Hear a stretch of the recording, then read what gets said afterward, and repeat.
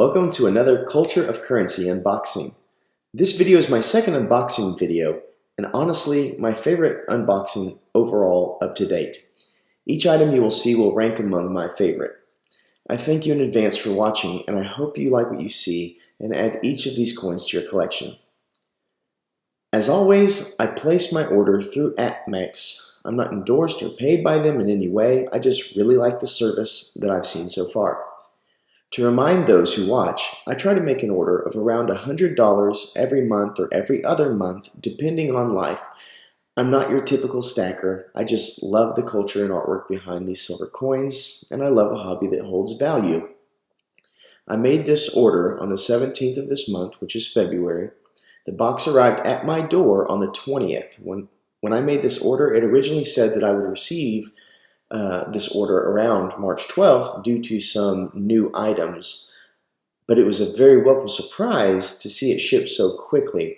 I think it's because I am a premier member with them. I didn't even know what that meant until I checked my status, and they say apparently when you order frequently it can expedite your membership, and so apparently I'm a premier member, so that's kind of cool.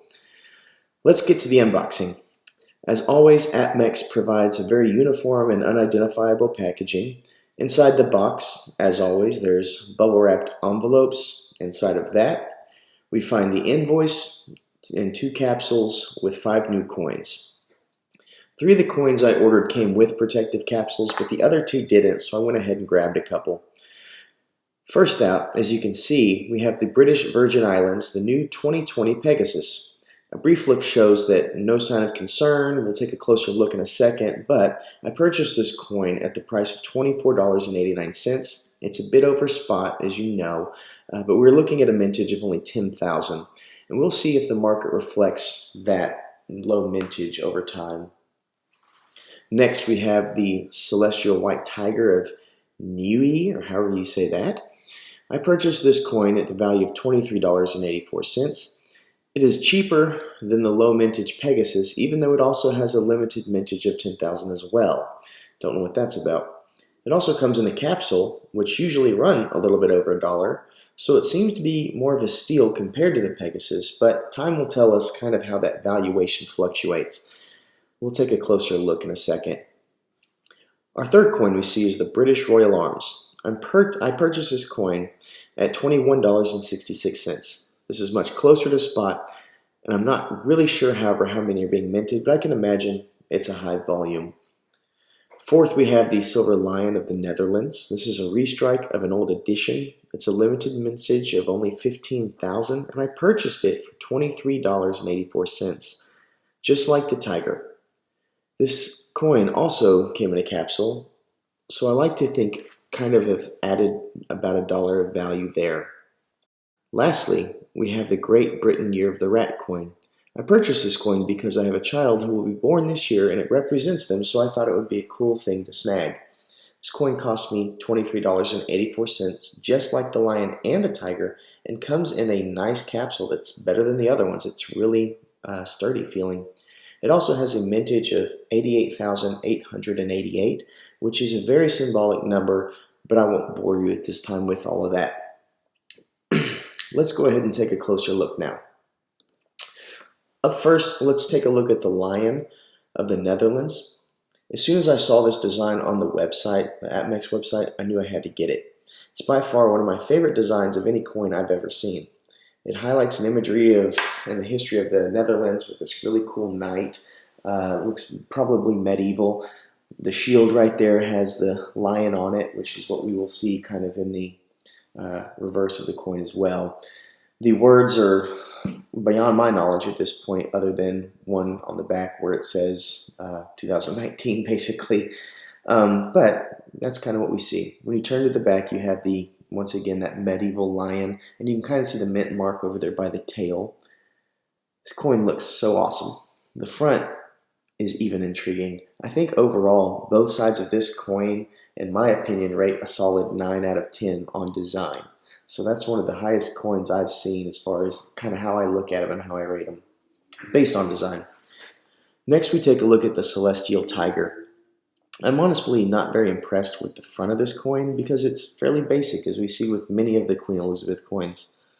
On the back we have a white tiger in a very ornamented style, surrounded by one of the prettiest borders I can remember a coin having.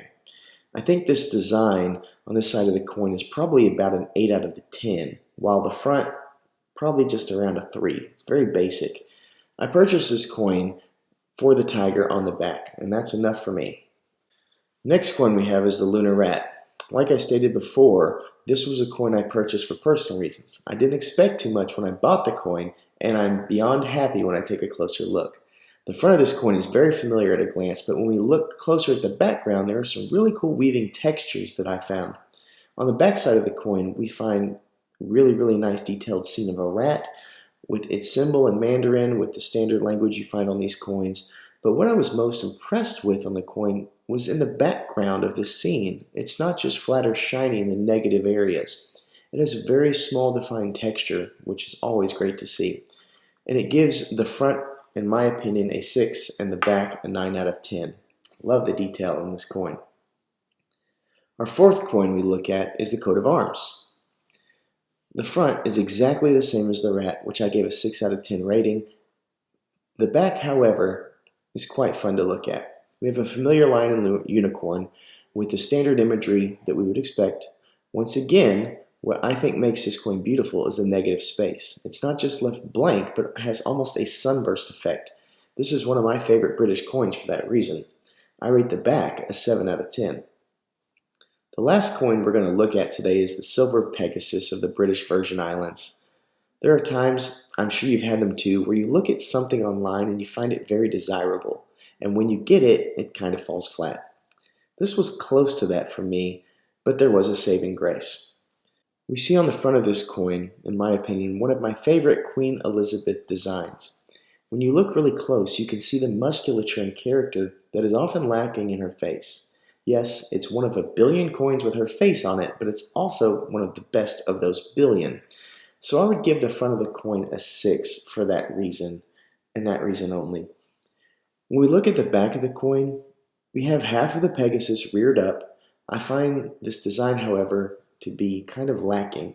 There's subtle detail, but you have to really play with the light in order to enjoy it. There's also a lot of negative space that I find could have used some detail, kind of like they did in the rat coin, not just matting all over the place. So I give the back, basic 5 out of 10. Closing, we see that I spent around $120. I went over budget just a little bit, but I am super excited to add these to my collection. And I hope you'll consider to look through them as well and see if some of these are good for your collection. Of the 5 coins, if I were to rate them by favorite design, I would probably have the Silver Lion first, followed by the Lunar Rat. The coat of arms would be 3rd, the tiger 4th, and the Pegasus 5th. Please comment below and let me know kind of what order you would have them in and why. I'd love to hear what you think. Thank you for watching another episode of The Culture of Currency. Please like and subscribe so that we can continue to do this. Thank you.